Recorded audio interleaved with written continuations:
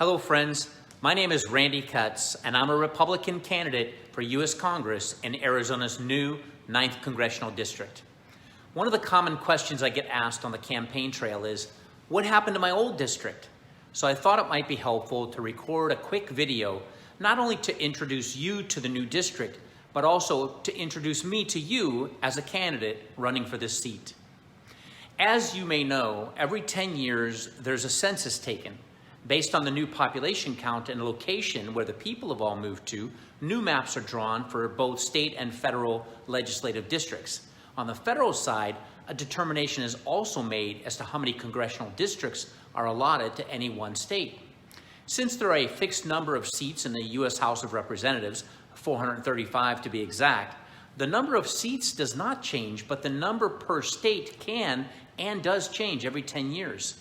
And although Arizona has exploded in population, shockingly, we did not gain a seat after this last census, breaking a 7-decade trend.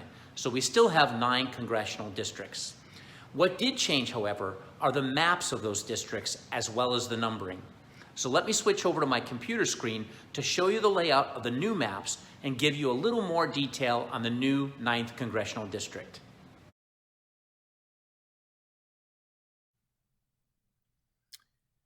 All right, so here we are on the Arizona Independent Redistricting Interactive Map website. Now, this is a great tool, kind of tell you how to find what district you're in, but it's kind of hard to find the actual map itself. So a little shortcut and self-promotion at that. If you come to my website, kutzforcongress.com, come to my website there, you'll see at the top of it, CD9 map. Click on that, and then it will bring you to a section where you can click on and launch the map from here. Make it easy for you to find. Now, the map itself, it's a very helpful tool. You can see it's outlined here in the shape of Arizona. You see the color coding and the numbers that are superimposed, showing you where the different districts are. Now, you can zoom in here, and I'm going to do that to show you each district. District 1 is the Northeast Valley, Scottsdale, Fountain Hills, and so forth. District 2, I'll zoom out because it's a large area. District 2 takes into account Prescott, Flagstaff up to the Utah border, down the New Mexico border, now taking into account the southeast portion, White River area, San Carlos Reservation, down to Casa Grande, as well as the Gila River Indian Reservation south of Phoenix. That's District 2. District 3 is the southwest Phoenix metro area, as well as Laveen, Maryville, portions of Glendale. District 4 is the southeast metro area, Tempe, Mesa, Chandler, a little bit of Chandler. District 5 will be Gilbert, Queen Creek, Sun Lake, Santan, Apache Junction. District 6 now is going to be way down here, southeast corner of the state, Tucson, along the Mexico border as well as the New Mexico border. And then following west along the Mexico border will be District 7, all the way to Yuma. District 8, we're back into the Northwest Valley, and that would be now the Sun Cities, Peoria, Glendale, Anthem, New River, and so forth.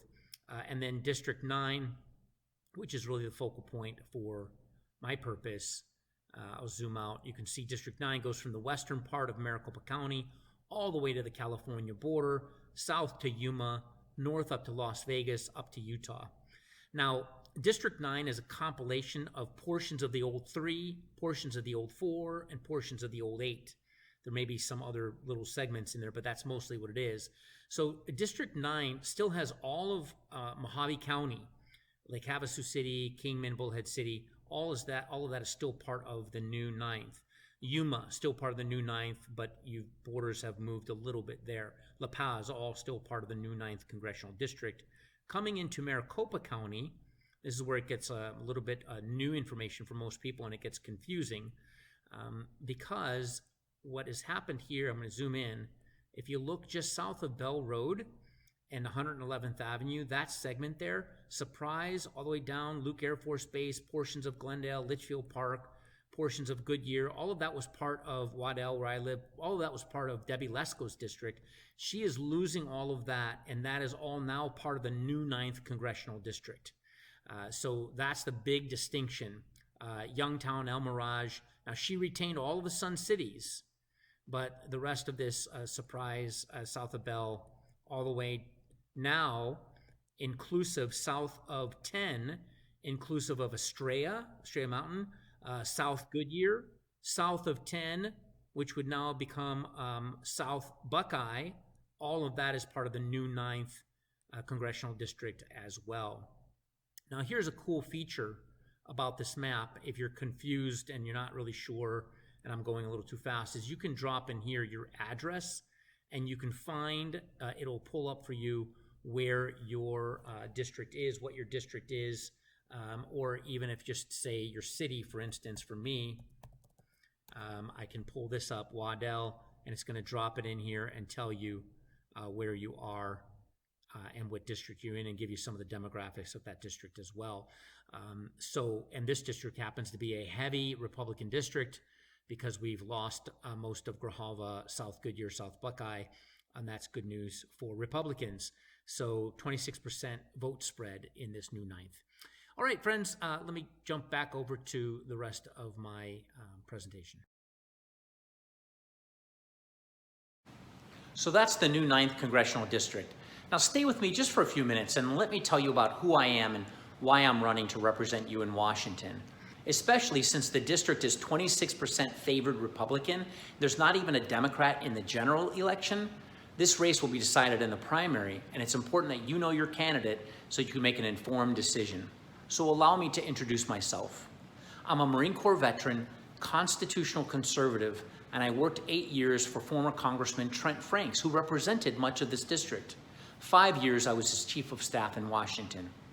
My wife and I have lived, worked, worshiped, and raised our family in the western part of the state for nearly 30 years.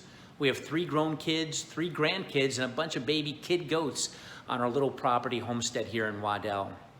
Professionally, in addition to my military service and work on Capitol Hill, I have mostly been a corporate coach, training, coaching, consulting businesses on leadership, conflict resolution, and negotiation.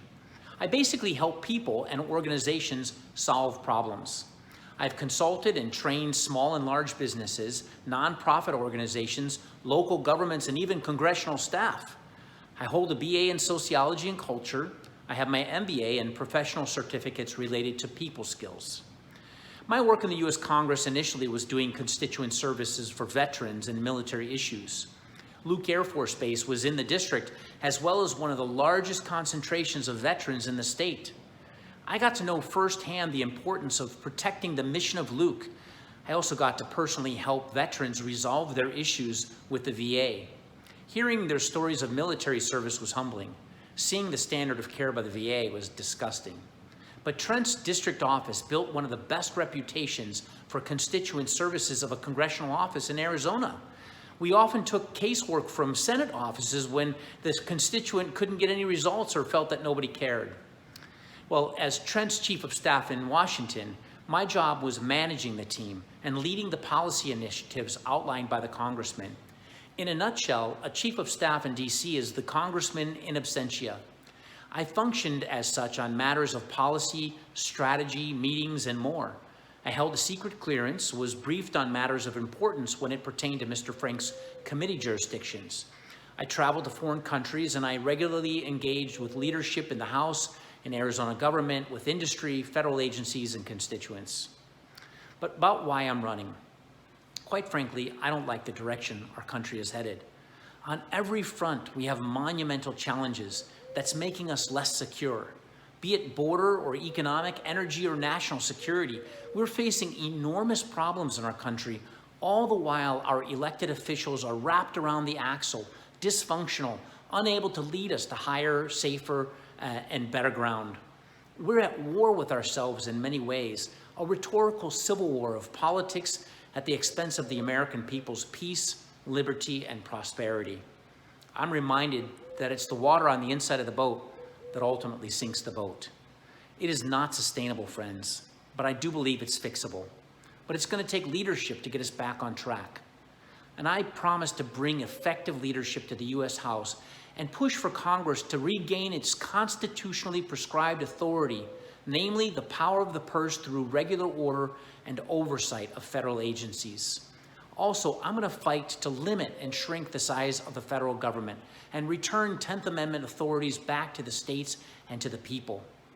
Finally, I'm going to work to protect the lives of the citizenry of our country from conception to grave so that all may live and thrive in peace and prosperity. Leadership, liberty, and life. That's the three anchor points and foundation of my platform as a constitutional conservative.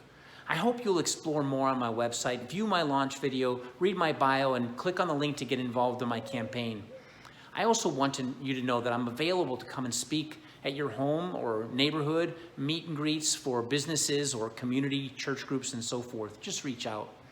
Most importantly, I want to ask for your vote in the August 2nd primary to be your next representative in Arizona's new 9th Congressional District. Thanks for listening. God bless you.